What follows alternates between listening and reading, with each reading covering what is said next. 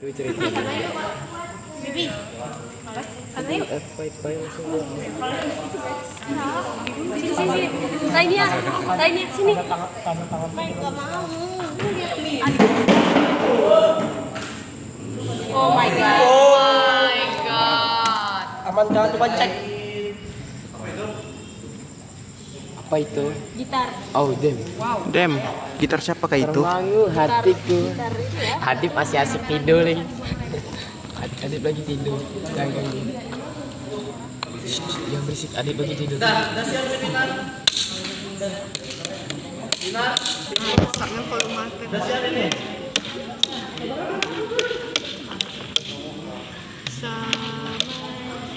Baik, kita tampilkan ini dia peserta dengan nomor undian sekian, nomor undian yang hasil para dari bagian aktor artis sudah akan aktif nomor pelakuan yang Adit Razi sutradara muda Dinar Raisa Zafira Zafitri Panjaitan dan artistik Dewan Juri.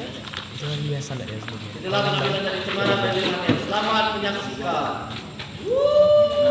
Ini langsung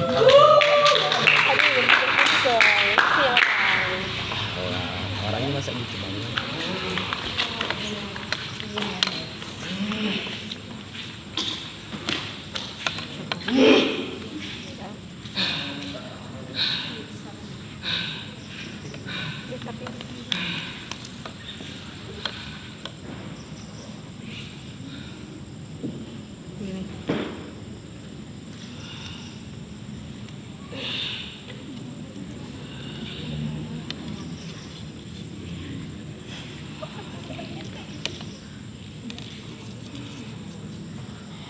Bimo semangat ya. Brave lebih nih. Baca ini. Aduh, memang pakai kopi hitam. Combo.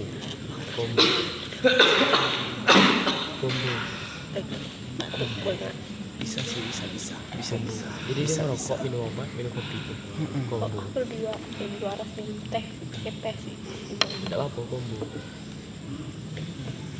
Aku pernah kok minum obat, makan obat. Siapa yang sudah tua ini? Mati gua lagi. Ini lebih dari Seorang yang kamu ini. Kita jadi kayak gitu, mati. Kombinya. seharusnya sudah saatnya jadi orang yang taat beribadah. Bapak-bapak 60 Karena itu tahunan tahun dia udah yang kerjaannya ya paling meramaikan masjid.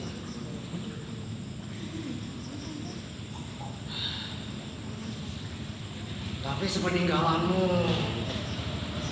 aku mulai merasa bahwa beribu kehilangan ini mulai menjadi sedih.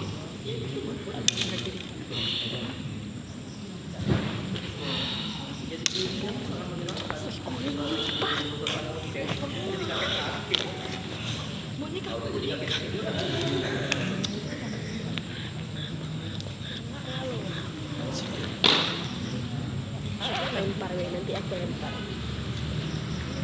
Nanti aku yang lempar. Aku yang lempar. Enggak. Lempar. Oh iya. Udah bang. Jujur saja, Sunyar. Takut emang gitu. Tak pernah bersih kepala untuk mencari penggantimu. Kita juga melupakan. Aku ingin selalu mengingatmu, mengingat bau dari sambal dan nasi dari dapur, Sini. mengingat kejahatanmu yang mampu melepas tulangku pulang dari laut. Demi Allah.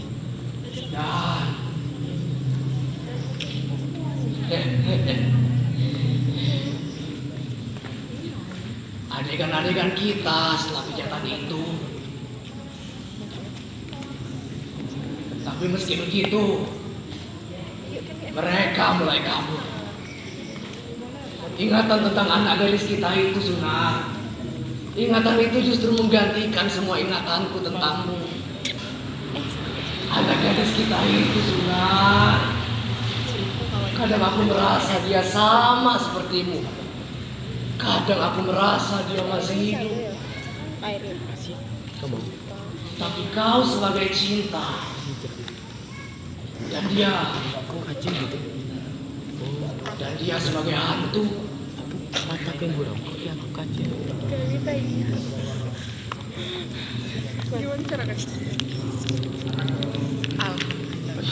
Berdoa untuk ini ya Allah. Kita cipokan lah. Jelas. 1 bulan sebelum umur Narsiah genap 25 tahun. Kejadian naas menimpa anak kita itu. Anak pertama kita. Anak yang dianugerahkan kepada kita. Setelah 25 tahun kita menikah. Aku ingat perasaannya. Nanti aku Betapa marah dan sakit hatinya kita ketika berkali-kali kita dikatai mandul. bisa aku bawa bantal kan? Kata orang, Aku bawa bantal nggak sih? laki-laki letoy karena anunya hanya sebatas sias. Sumpah. Kan sialan.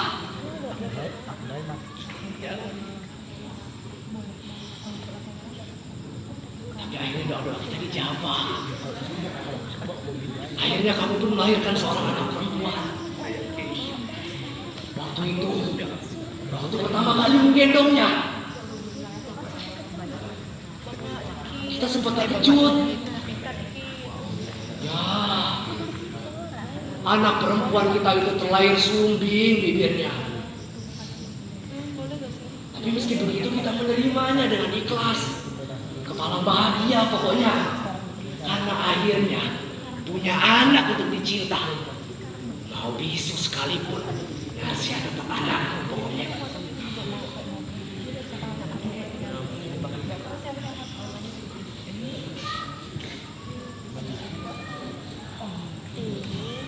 Tidak dengan omongan orang-orang, baik tetangga maupun keluarga sendiri.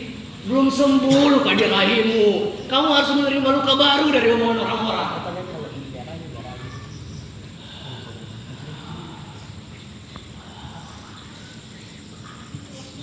Makanya, kalau istri hamil itu dijaga baik-baik.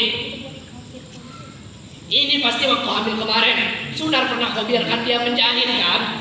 Iya kan? Inilah pentingnya kita ngomong orang tua.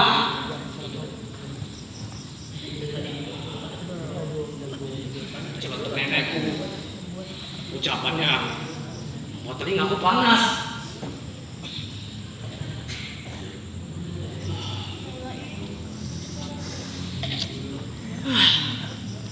Sunar, kemarin kan Mama sudah pernah ingatkan kepada kamu supaya kamu jangan menusuk buah-buahan dengan pisau.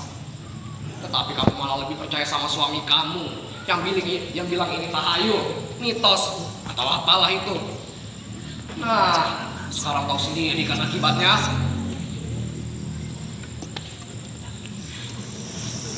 Ibumu tidak kalah menyakitkan omongannya. Hampir setiap malam aku melihatmu menangis. Bahkan tangisanmu lebih sering daripada tangisan anak gadis kecil kita itu.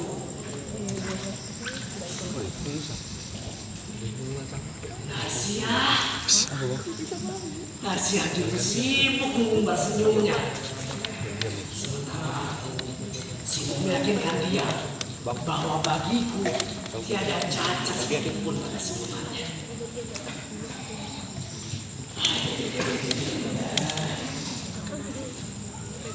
Bapak tidak malu dengan bibirmu yang suci itu.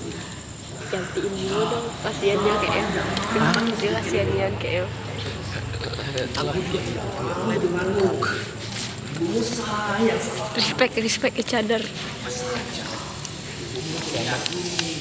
ini semua terjadi. Pegang aku nak lempar ini sumpah aku nak lempar ini. Itu semua tidak benar, anakku. Itu perbuatan kufarat, lirik. Benar begitu, kesenyum begitu. Aduh cantiknya, cantik sekali. Siapa anak ayah? Anak ayah yang senyumannya paling cantik.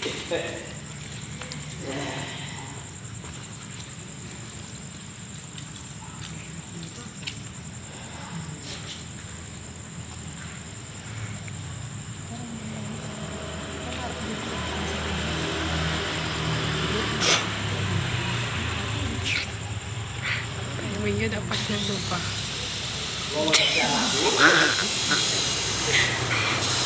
Kenapa nangis? Kenapa kau nangis? Sudah. Kamu tunggu nak. Mau lari jadi si cumi.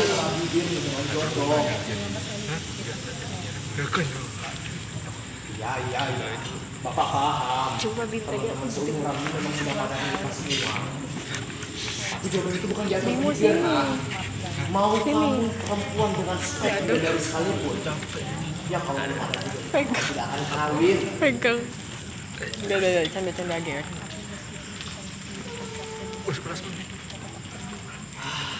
Tangan aku getar-getar. Mandi sama pulang. Sudah bapak bilang jangan pernah kau bawa lagi pihak Lempar. lain. Tidak, mereka tidak tahu timing Sudah bapak mereka bilang kapan. tidak ada hubungannya antara jodohmu yang belum datang dengan kesialan. Ini pasti cileman lagi karena mengajak teman sampai pantai. Ya, anakku, sepertinya otakmu sudah benar-benar dicuci oleh cileman itu. Begini saja, coba bapak tanya sama kamu. Kenapa mandinya mesti di pantai itu? Setiap hari kita Sudah ini jelas lagi. airnya tidak lebih bagus daripada air sumur Setiap kita. hari kita beli martabak lagi tidak sih? Kenapa masih pada hari Rabu? Iya, Kenapa masih pada bulan Safar? Nah kan, cuman karena Cileman itu tampak seperti orang soleh, bukan berarti kamu harus menerima omongannya bulat-bulat, nak. Sayangku, mungkin kamu cuma melihat bapak sholat Jumat di masjid. Nggak seperti Cileman yang sholat 5 waktunya di masjid. Tapi bapak nggak serem-serem amat kok, nak. Bapak tahu mana ibadah, mana bid'ah. Bapak bisa membedakan mana syariat, mana mufarat. Bapak tahu.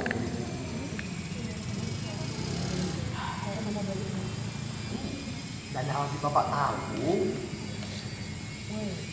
Narsya itu anak gadis paling cantik ya. Oke. Nah, kamu pergi mana, nak? Kita lagi cek. Sini dengerin bapakmu dulu.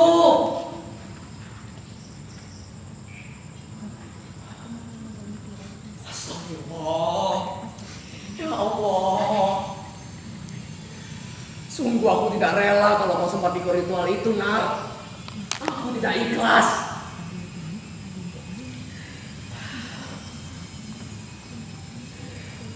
Pasti nyari guling.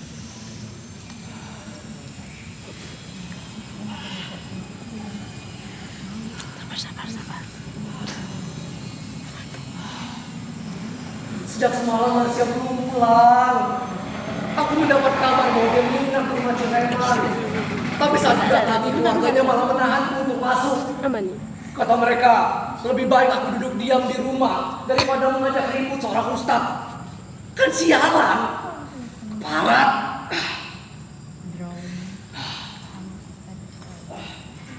Pokoknya awas saja.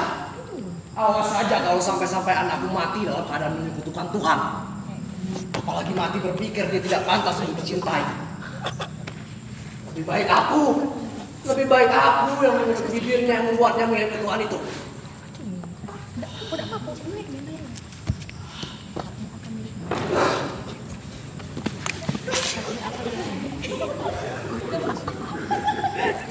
Si Ustaz itu juga. Siapa? Aku tidak takut tentang soal agama dengannya. Emangnya ayat Quran mana yang mengajarkan seorang anak perempuan yang memang disapa menginap di rumah seorang ustaz. Hah? Ayat Quran mana katanya? Dasar aja bajingan, pedofil. Kemana boleh nggak? Bener kan? Tadi suara dubrak apa? Suara dubrak apa? Suara dubrak apa? Kenapa manggil-manggil Mana guling kalau apa? datang ke rumah? Gulingnya? Kok bisa ke situ? Tadi aku taruh di atas kasur. Ngomong saja. Sama? Adik. Ah, hobi adik.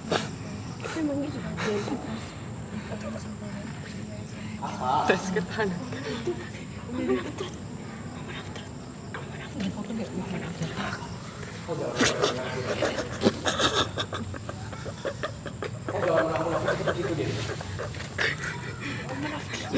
Kalau patah tak lucu. Kau sudah berbohong kan, Din? Din! Benarkah yang ketemu itu Nasia, Din? Din! Nasia! Nasia! Nasia! Nasia! Nasia! Nasia! Nasia! Nasia anakku, ya Tuhan, Suara dubrak tadi. ya Tuhan, Suara dubrak. Udah ada ketukan. ya Tuhan, Bukan yang aku yang terguling. ya Tuhan Sunar. Menjelang malam Rabu waktu itu, Udin Sinulayan sahabat mengabarkan bahwa dia menemukan Nasia tersangkut di antara akar-akar bakau. Mama Koko. Aku berlari ke arah pantai sampai aku lupa cara untuk bernafas.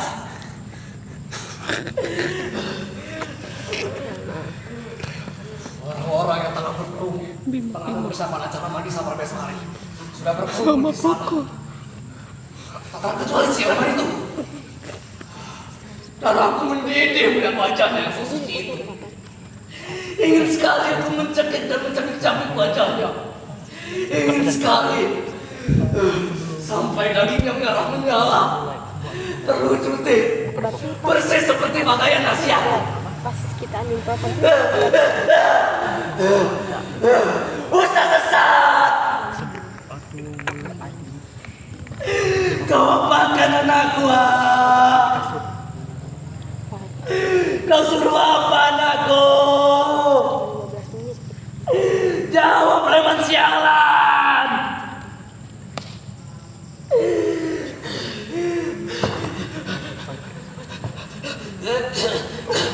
Namun bangsatnya, warga sekolah sudah tahu bahwa aku tidak akan ragu untuk menghajarnya. Lantas mereka menahanku sekuat tenaga. Mereka tidak peduli denganku. Yang mereka pedulikan adalah jangan sampai aku kurang ajar, sampai mencaci seorang tokoh agama. Mereka tidak peduli aku sedang berduka. Lalu dia berbicara dengan gagah.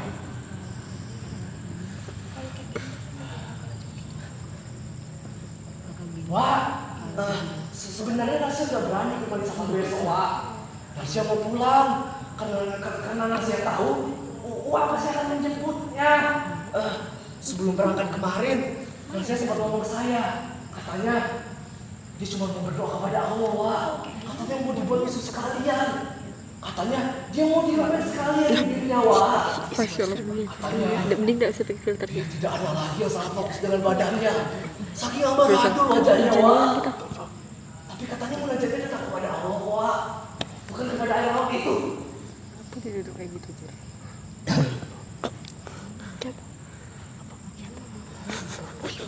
Duduk siap. Aku yang tidak dapat mendengar kata-katanya lagi. Atau aku yang sudah tenggelam dalam amarah.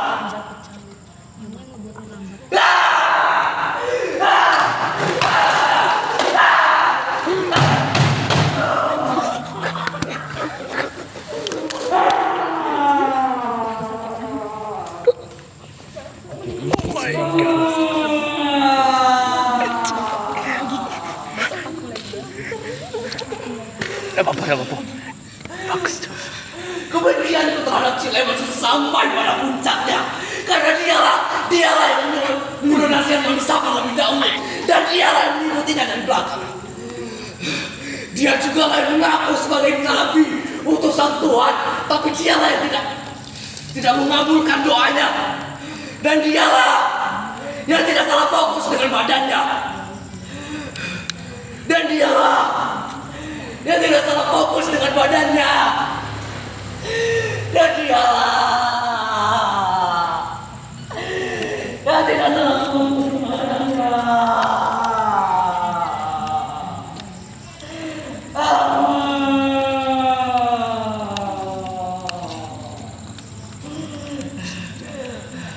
Makanya Bapak kan sudah bilang jodoh itu bukan diatur bibir. Justru itu kita harus berkorban. Jodohnya sama saja. Aku yang tukang malu. Kematian. Ganti-ganti. Kasurnya belum kering dan Santai, Fel. Fel.